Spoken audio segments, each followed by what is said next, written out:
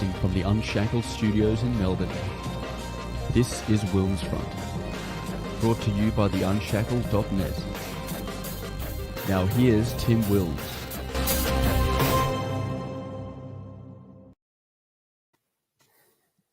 Hello everybody and welcome to another WilmsFront featured interview show. The date today is Thursday, the 14th of October, 2021. We are live as always on the WilmsFront YouTube and DLive channels. It is 8:30 p.m. here in Melbourne, Victoria, where the state broke another pandemic record in Australia with 2,297 new local cases on day 70 of Melbourne's sixth lockdown, with the city now at 256 days of cumulative lockdown for 2020-2021. Meanwhile, up in New South Wales, they recorded just 406 local cases on day 4 of the state's reopening, which occurred after Sydney had spent 107 days in lockdown. So why the huge difference in daily cases despite Melbourne being locked down and Sydney now reopened? Well, New South Wales does have 77% of its eligible population double dosed vaccinated, compared with Victoria's 62%. But even before, New South Wales was already on a downward trajectory of daily cases. The continuing spread of COVID cases throughout Melbourne and regional Victoria of recent weeks has been put down to lockdown fatigue. After all, the reason why Melbourne is the world record holder for days in lockdown is because we had a 112-day lockdown in 2020. Last year, Victoria was the only state in Australia to have a second wave and hence a second extended lockdown. This was due to the Victorian Government's infection control failures with its first version of its hotel quarantine program. 801 Victorians died with COVID due to that failure in Victoria's second wave. Now, in this current, well, you'd call it third wave, 125 Victorians have died with COVID this year, which is obviously way less due to the vaccination rates. Well, it's put down to the vaccination rates. In 2020, we had the Coat Board of Inquiry into the government's hotel quarantine failures. Although the final report failed to pinpoint who in the Victorian Government made the decision to award the hotel quarantine security contract to a company called Unified Security, the report did explain why this model of hotel quarantine failed with deadly consequences and listed recommendations for a relaunched hotel quarantine model in the state. The Coat inquiry led to 2 resignations of Health Minister Jenny Mikakos and the Secretary of the Department of Premier and Cabinet, Chris Eccles, but that's as far as accountability went. Last November, I had on WilmsFront the Executive Director of Self-Employed Australia, Ken Phillips, who had written in September 2020 to the Director of WorkSafe Victoria's Enforcement Division, requesting the agency investigate a Victoria's hotel quarantine disaster and prosecute those involved who breached the state's occupational health and safety laws.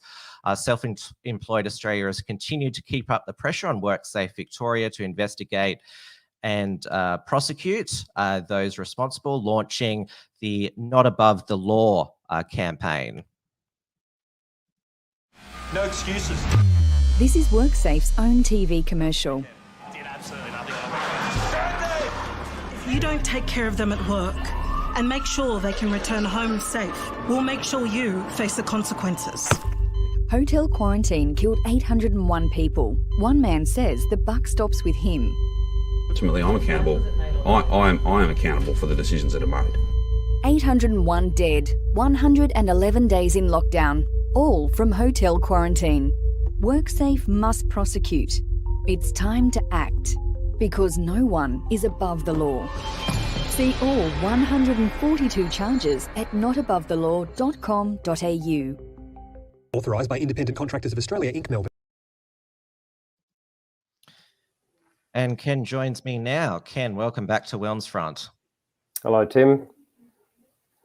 Now, we have finally had some progress. 1 year after you penned that letter, there has finally been some charges laid against the entity of the Victorian Department of Health, 58 breaches of the Occupational Health and Safety Act. Is this progress in your and your organisation's view? Well, certainly what the WorkSafe Victoria have done is validated our entire campaign. We've been saying from the very beginning that prosecution should occur, and we were getting really no response from them. And so they've taken the step. So everything that we've said about the situation has been validated quite clearly. They haven't gone, so there's a step in the right direction. However, they are not prosecuting correctly all of the entities and persons that need to be prosecuted. So they're only prosecuting one of the entities that should be prosecuted and none of the individuals. So in that respect, it is entirely unacceptable, and it's certainly a situation that we're not accepting, and our campaign is, to tell the truth, gearing up to another level. Many people pointed out that with an entity charged with breaches of OH&S laws, because you can't imprison an entity, the maximum penalty is a fine. And many also pointed out that given that the Department of Health, well, last year it was the Department of Health and Human Services. This year it's the Department of Health. If WorkSafe Victoria, if the courts found guilty the Department of Health, they'd pay a fine which would be funded by taxpayers to the courts, which the fine is paid to the government. So it'd simply be a transfer of money from one government entity to another, minus the lawyers' fees. Yeah, well, if I can bring everyone back to the core basics, a number of key facts around OHS law and what should be happening. So breaches of the Occupational Health and Safety Act are indictable criminal offences. So we're not dealing with civil law or anything here. And the whole notion that an entity, an organisation, commit a criminal act just defies both common sense and the law. It's just a patent nonsense. We've equated it to the idea of, in a murder case, we don't prosecute the gun.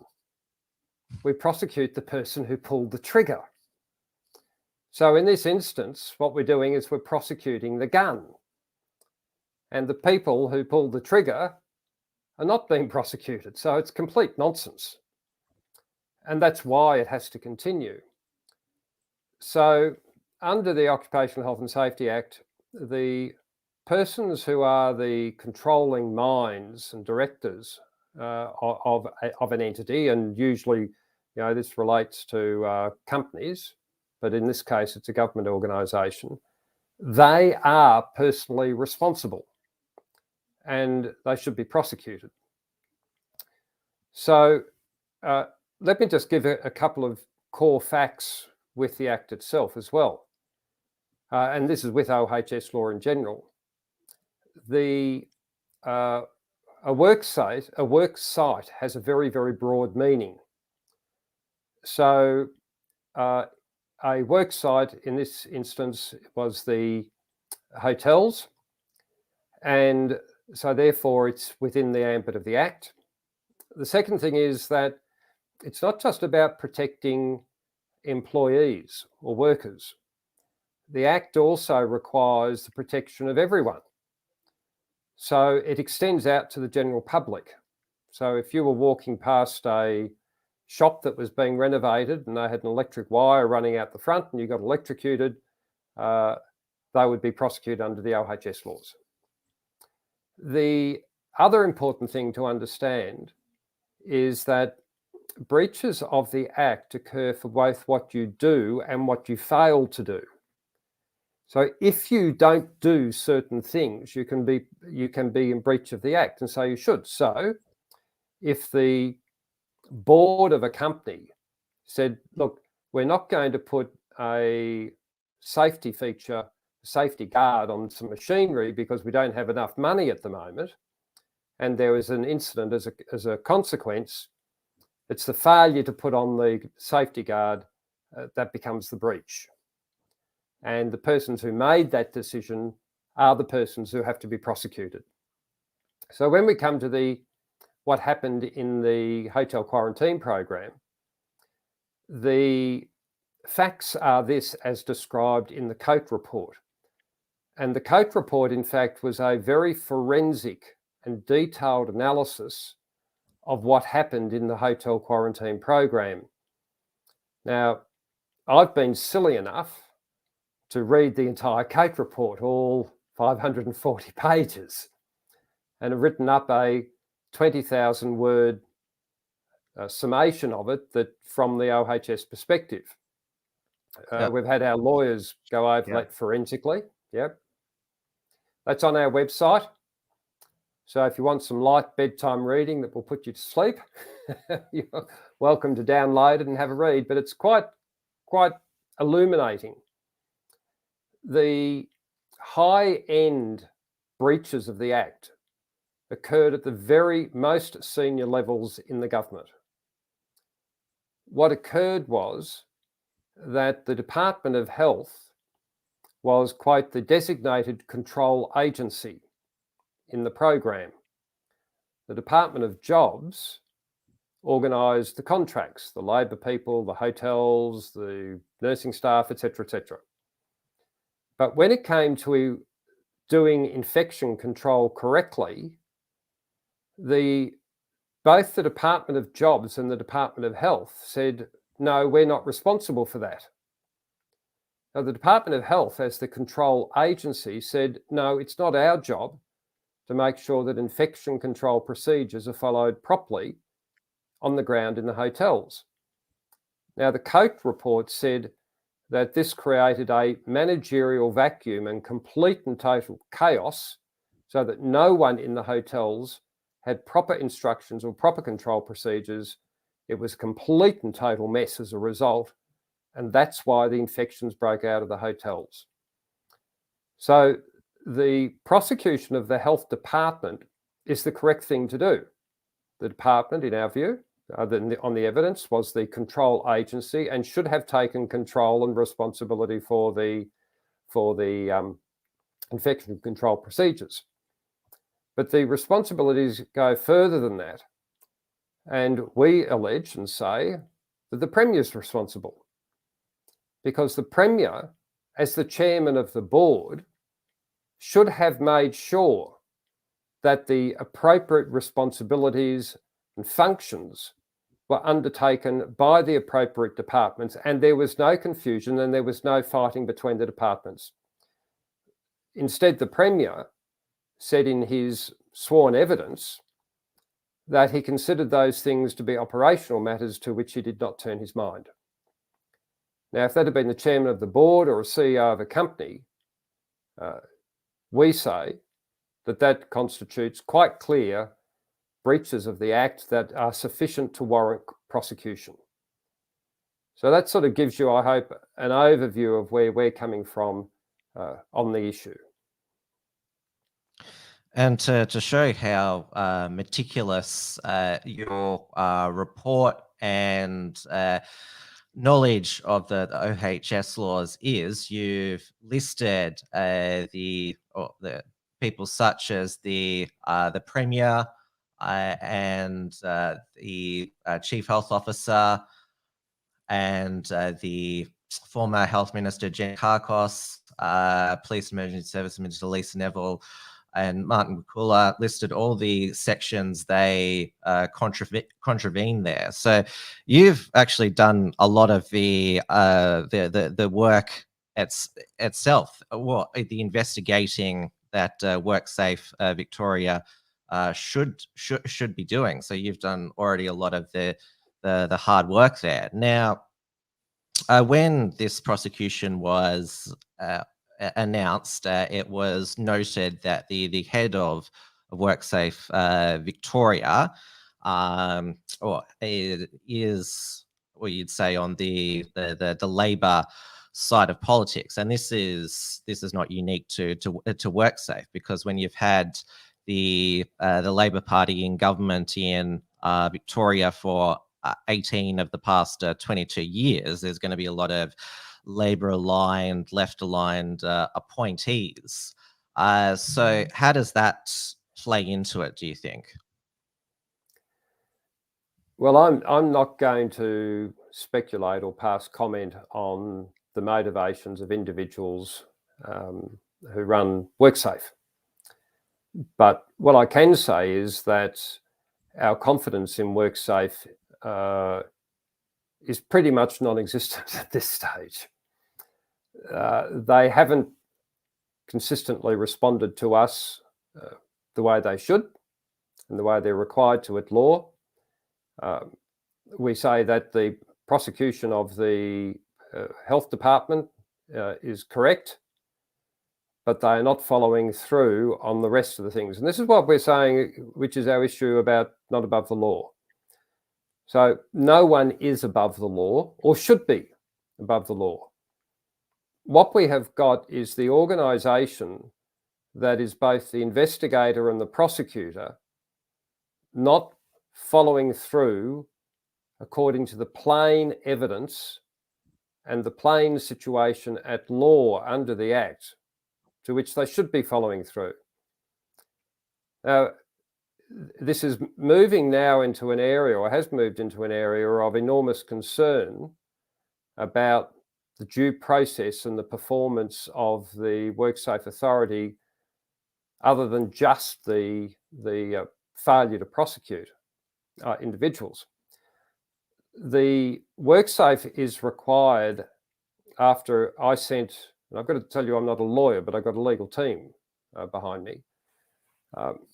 We triggered what's called under the Act a 131 provision, Section 131 of the Act, which enables anyone to lodge this complaint with the WorkSafe Authority and require them to prosecute. Now, what the WorkSafe Authority is required under the Act, under Section 131 to do, after 9 months, if they don't prosecute, they are required to inform us or inform me, and then I can request, which I did, that the matter be referred to the Director of Public Prosecution. The Act is quite clear on that. Once I make that request, they are required to do it. They did not. They refused consistently for 3 months to supply their investigation to the Director of Public Prosecution. And they still have not done that. So on all of the other charges that we have alleged, they are supposed to, under the Act, their statute obligation under the Act is to investigate all of those other parties that we have alleged. If they don't prosecute, they are required under the Act to hand that to the Director of Public Prosecutions. The Director of Public Prosecutions is then supposed to, or required under the Act, to review that and make recommendations back to WorkSafe as to whether prosecution should occur. And that report of the DPP and the recommendations are then required to be given to me.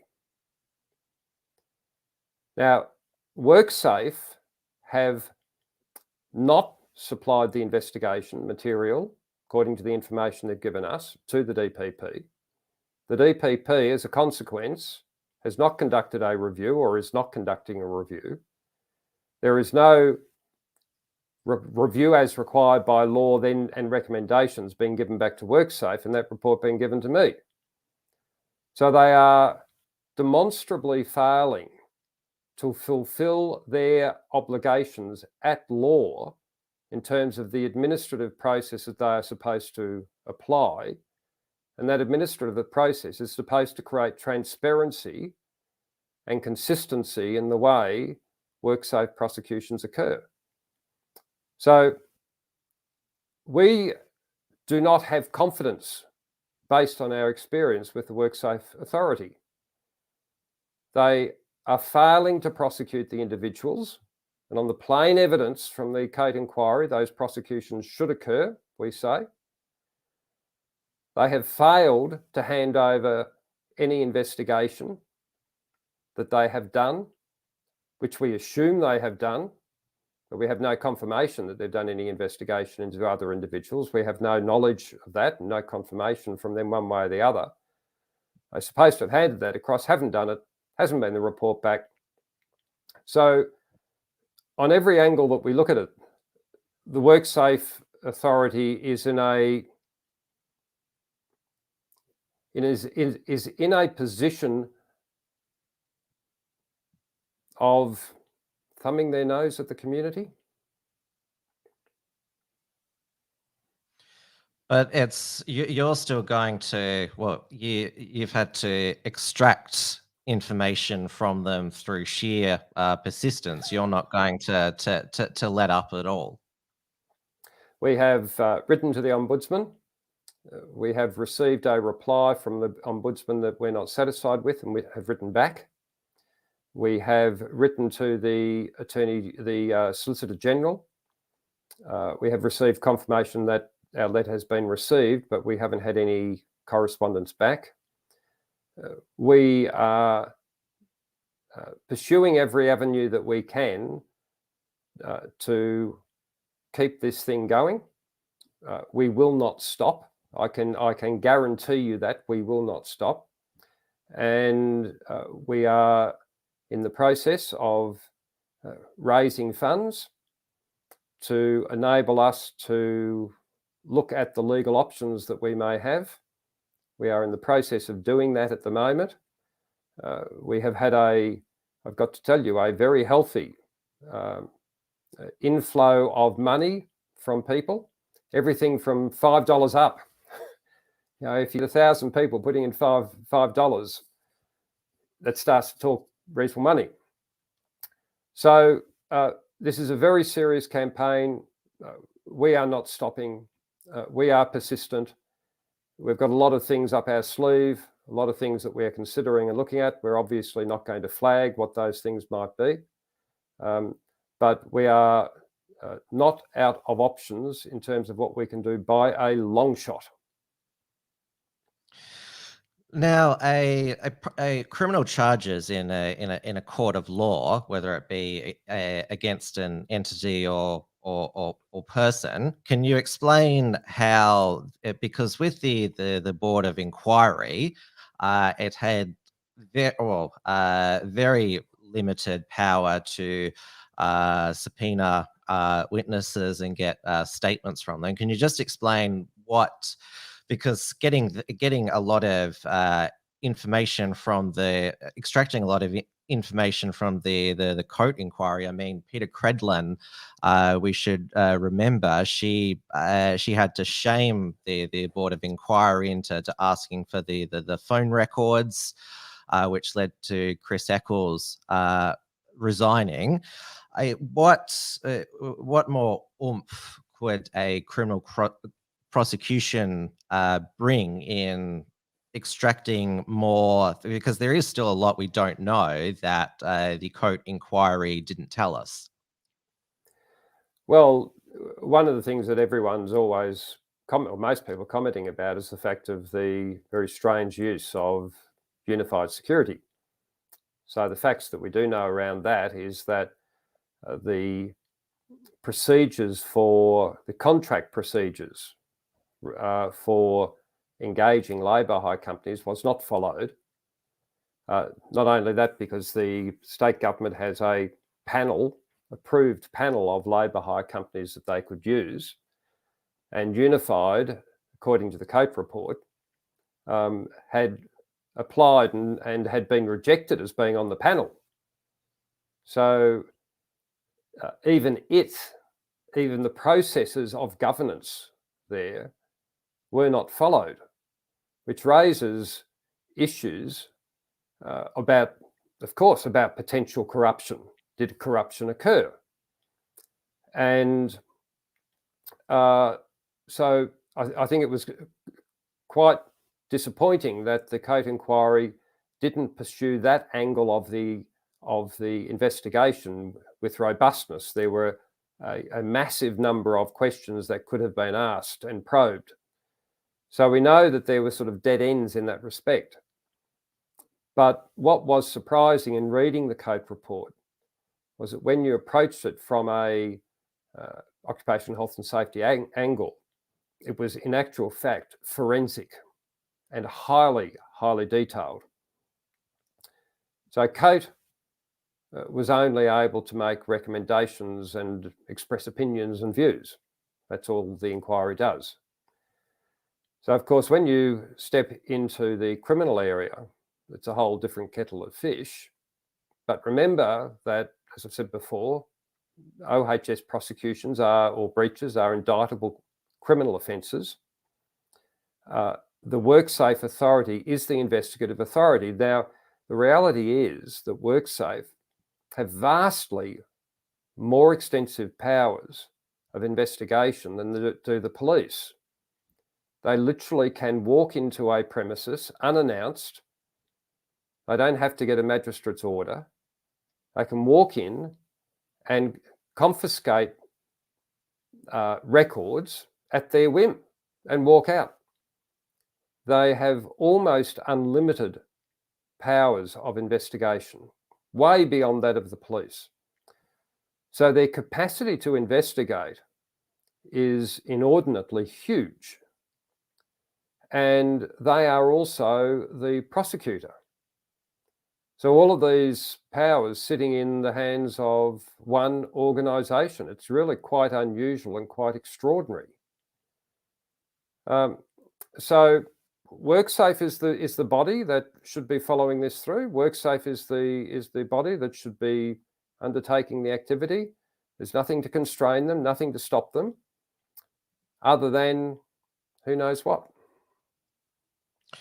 And now your Not Above the Law campaign mentions that if this was a private company that whose negligence had led to had contributed to 801 deaths, WorkSafe, the directors would be charged quite quickly. But there was a private company involved in this hotel quarantine disaster that we just mentioned, Unified Security. Has there been any consequence for them as such? The Coate inquiry, the report, laid the blame squarely on the government. Absolutely. Because the Coate inquiry made the point that the labour hire companies, all of them, didn't have the expertise in infection control procedures, didn't have the knowledge, didn't have the capacity to know what to do. It was not reasonably practicable to expect them to. They needed guidance. The same comments were made about the people who worked in the hotels themselves. The same comments were made about the managers of the hotels who were working there, who just before COVID were hotel managers and suddenly found themselves operating sort of almost in a hospital, alleged sort of, or what should have been a hospital type environment. So Coate was quite clear in her report that all of those groups who were on the ground could not have been expected to understand what to do. Now, the whole thing is so incredibly dumb and stupid. The health department initially had one person who had infection control procedures, knowledge that they used. And they brought on, I think it was 2 other part-timers to assist and a secretary. So in the core function, Coate points this out quite clearly, the expertise was not obtained or supplied. So she keeps bringing the fault and the blame right back to the government the whole time, right through the report. One of my regulars, Margot, says need a website link, because there's a few who are interested in contributing. The website is notabovethelaw.com.au, and up the top there's to the right there's I'll bring it up here, a how to support button there, which will give you links to how you can contribute there. And also note, again, this is how meticulous you've been. You've got a link to the report, the letters, and the timelines here. It made my research for the show quite easy to find a central location for it all, I must say. Well, look, we're committed to the view. We'll put out information and we'll do summaries, and we'll express our views on what we believe is going on. But we're very committed to the fact that vast numbers of people want to do the research themselves. And so we're very upfront about putting all the most relevant material. There've been, I think, 36 pieces of correspondence between ourselves and the WorkSafe Authority over the last 12 months. So I haven't put all 36 up, but we've all put up all of the key ones. And so you can see what we've said should be done. You can see the response from WorkSafe and how they've replied to us, and then we've replied to them, and they've replied to us. On and on it goes. So you can make your own judgments yourself about WorkSafe. The report that we did that summarised the COPE report from the LHS perspective, as I said, it's 20,000 words. It did take me quite a while during one of the lockdowns to write, so I have to say got an advantage out of the lockdown, but we sourced that right back to the COPE report. So it's all linked back to the COPE report, and all the evidence is there. It was interesting when I got the report and then sat down with our lawyers and said, right, and we went through the whole 20,000 words, line by line, word by word. And there were bits in it where they'd stop and say, no, hang on a sec, you've said so-and-so, you've said COPE says this. What's it actually say? So I say, well, if you prefer, here's the link, and here's exactly what COPE said, and here it is. And they've turned around on quite a number of occasions and said, oh my goodness, well, that's also a breach of section this and section that and da-da-da-da. So we like to arm people with the evidence themselves. We think people are intelligent and can make their own judgment calls. And so we're happy to be judged on what we say by the evidence that we plonk on the table, and it's there for anyone who's interested to delve into it. And I would encourage people to seek to understand this, because this does come to the core of what we are as people. It comes to the core, a democracy is not something that exists just because we all vote once every 3 or 4 years at an election. A democracy is supposed to be about a living, breathing thing in which we're all involved in ensuring that we operate properly as a society, that the rule of law does apply. And so much of that depends on us intelligently assessing what's going on. I think far too often people or sort of the media side, we get treated that it's filtered, it's organised for us. So our commitment is that we go a lot deeper than that. We say, here's our view, this is what we've said, but here's all the information that we've got, the facts as we see them to back it up. And we do that as clearly and honestly as we can, we hope.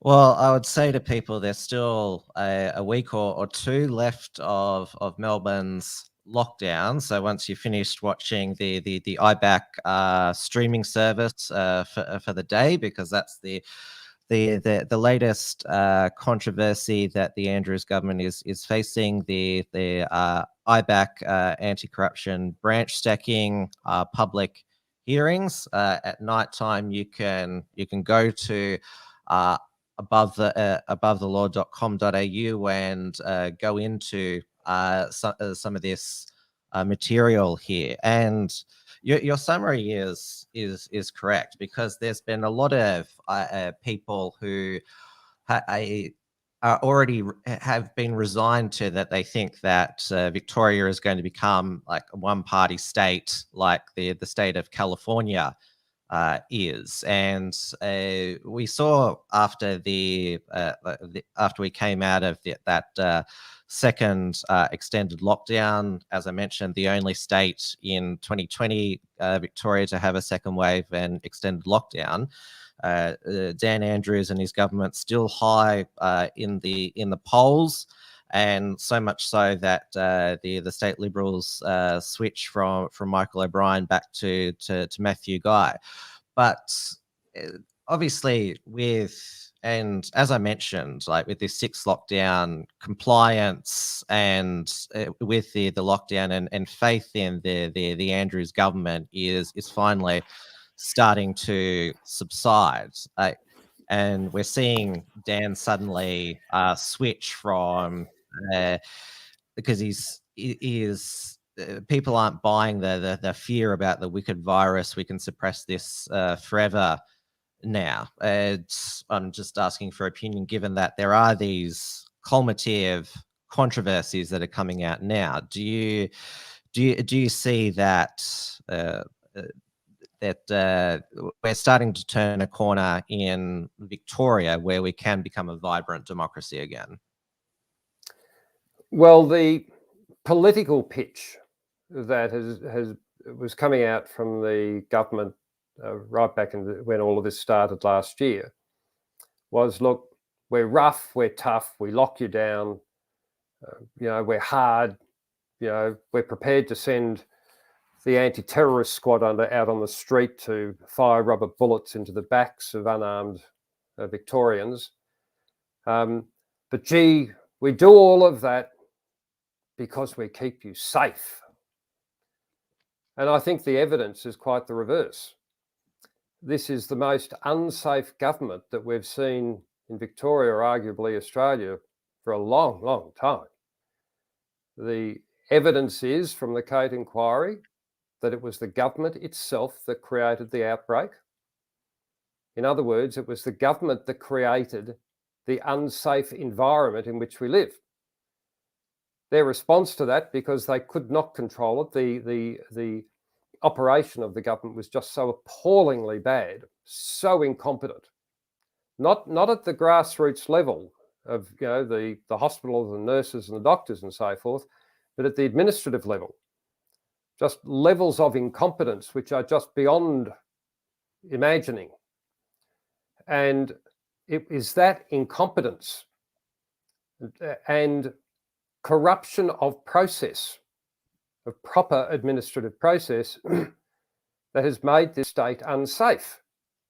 Now, that has continued. There's a very old saying in the business world that if a company is in dire trouble, the people who have got the company into dire trouble are not the people who can get it out of trouble, because they are the problem. So you have to get rid of them and bring in new people. So the failures to prosecute has meant that the management of Victoria by this government has continued to be abysmal and continued to be dangerous, and has put every Victorian at risk. It has made the state an unsafe state in which to live, not just on the health area, but on the area of democracy, rule of law, and so forth. And it would appear to me that the worm has turned in terms of people realising this, that the core thing that they thought this harsh, sort of strong father type figure of a government allegedly keeping us safe was in actual fact the source of all of our problems and the source of us being unsafe. So my observation, for what it's worth, is that I think that recognition is locking in very, very strongly, and that what we're seeing with the IBAC inquiry and so forth are just bits of that bigger picture that's occurring. And the second version of hotel quarantine, which the Andrews government started in December last year, which they described as gold standard, there was two leaks from that. The second one led to that third circuit breaker lockdown. During the fourth lockdown, there was another leak from hotel quarantine of the Delta variant. Now, obviously, the Delta variant that's rampant in Melbourne and in Victoria originally came from New South Wales. But again, Dan Andrews claiming that this short, sharp lockdown that's going to show New South Wales how you get on top of Delta. That's again fallen to pieces, like his second gold standard hotel quarantine, which he had to relaunch as third as well. But yeah, this is just in the management of all of his boasting has blown up in his face, and as you mentioned, and as I mentioned as well, these other things. This is just the first IBAC hearing into the branch stacking allegedly using taxpayer dollars. There's also the one about the United Firefighters Union deal of 2016, and then Brett Sutton, the chief health officer, he's also facing this parliamentary inquiry into the iCook saga, also known as Sluggate. It's a messy picture. It's a very messy picture, which I think is going to continue to get messier. And there's, on the iCook issue, of course, the parallels to the campaign that we're running with the hotel quarantine issue are very, very strong. So the allegations and the stories that have been made in Parliament and all quite public, and even Ian Cook, the owner, who's been the victim of this, has been publicly stated that he sees all of this as corrupt, quite clearly corrupt. He said no one's come at him to sue him for defamation. But what we know of the Sluggate or the iCook affair certainly is that the allegations are that health officer planted a slug on the floor in the premises, the food premises. There's then prosecution based around all of that. Ian Cook got into the magistrate's court, and apparently the health department usually expect such parties to collapse and say, "Oh, please forgive us," and plead guilty. He didn't, and it's moved on from there. Brett Sutton was the person who signed the order to close them, and the whistleblowers that have now emerged have said that shortly thereafter, after the order to close was signed, the core allegation that a elderly woman had died as a consequence of eating food from Ian Cook's premises was completely false, because the evidence was that she could not have even remotely eaten any food, because the food that she had was supplied by the premises itself, I think, but certainly not iCook. And what we also know is that there have been, now I understand, 4 investigations conducted by the police. On each occasion, the police who have been in charge of the investigations have been put on leave, disappeared from the sort of public view. The prosecutions have gone nowhere. So there are serious questions about the police in the iCook affair. and what they're doing in their job. I suppose we've got a very parallel situation to what we're combating with the WorkSafe Authority in terms of the hotel quarantine, failure to prosecute. And it would appear that there's certainly allegations in relation to the police that they should be prosecuting in relation to the Slugate affair, but have not. And so I think that that one has got a long way to go as well. Ian Cook's business was destroyed, and the clear allegation it was destroyed because he was being far too competitive with a government-owned business that was supplying food as well. And so the allegation is that iCook was corruptly closed for the purposes of ensuring that the government business could continue. That's I think, a pocket history of that story and the allegations that are occurring around that. And I think that that will continue to unfold. My observation of Ian Cook and his family is that they're not going to stop. They have a vast array of support, and that story is one that's not going to go away either. Well, it's important that it's, and I think this is why Dan is talking about opening up now. He hopes that once everyone gets on the beers, they'll block the past 18 months from the memory. But this is why I wanted to have you back on tonight, because issues such as the hotel quarantine failure of 2020 shouldn't go down the memory hole. No scandal or disaster should go down the memory hole. And to use the phrase of Peter Credlin, you're not going to let this go.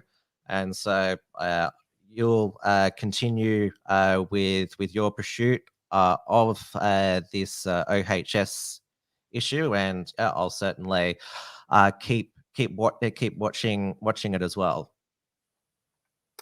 Thanks very much, and thanks for your interest and the opportunity to let people know what we're doing. Appreciate it. My pleasure. I don't need to say keep up the persistence, because you will. Take care. See, you know, it's the proverbial dog. Give the dog the bone. I can tell you, we're not letting go. All the best. Thanks. All right, everybody. That's the WilmsFront featured interview show for tonight. Now, as I mentioned, it was only the first week of the IBAC hearings into the alleged misappropriation of taxpayer funds by some Labor MPs to branch stack. We've had one minister in the Andrews government already resign, Luke Dinellan, after admitting that he paid for People's Labor Party memberships for branch stacking purposes, though he denies that he misappropriated taxpayer money there. Though, despite the record cases today, Dan has said we are opening up. When we reach 70% double dosed, he said it's a contract that he had with the Victorian people. He was the most adamant that he has been in that regard. So we shall see if he delivers as firmly on that contract as he says that he's going to be. Trad Tasman Talk is on tomorrow night, 6 p.m. Melbourne time, on the Unshackled YouTube channel. Stephen Barry will be my co-host. It is not going well, the Auckland Delta outbreak, in terms of, well, Jacinta Ardern, she still thinks that she can maybe not get to zero, but keep it really low, but that's not going well. 71 cases in New Zealand today. It spread to the Waiteko and Northland regions. And obviously, there is more civil disobedience happening with lockdown protests. What the organizer of the last last and biggest anti-lockdown protest in Auckland is now facing court this week. I'll get the lowdown from Stephen tomorrow. And also there's more COVID fugitives in Auckland. The police and media are man and woman hunting all of these COVID escapees. So yes, seems like a rerun a bit of the New South Wales and Victorian lockdown there. So that's for tomorrow night. Keep checking out theunshackled.net on a regular basis for our latest articles, commentary, and Unshackled Productions archive. More reports from Tiger Mountain with Richard Wollstonecrofter being published. And I'll see you tomorrow night. Take care, everyone. Stay safe and stay sane. Thanks for tuning in to WilmsFront. Visit timwilms.com or Rational Rise TV to view the archive of episodes. And keep visiting theunshackled.net to view all our shows. And to keep up with the latest real news and analysis.